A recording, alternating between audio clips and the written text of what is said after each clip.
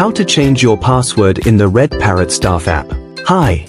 In this video, I'll show you how to change your password in the Red Parrot Staff App. First, log in and open the app. Once you're logged in, you'll see the main dashboard. In the top left corner, tap the menu icon, the 3 lines. Then go to Profile. Here, you'll see your personal details. Scroll down to find the Change Password section. Enter your current password in the Current Password field. Then create a new password and enter it in the New Password field.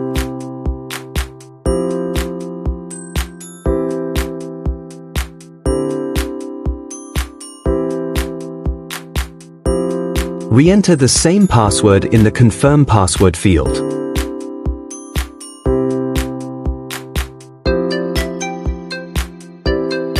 You can tap the eye icon to check that your passwords match.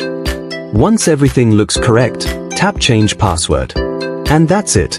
Your password will be updated, and you'll see a confirmation message saying, "Your password changed successfully."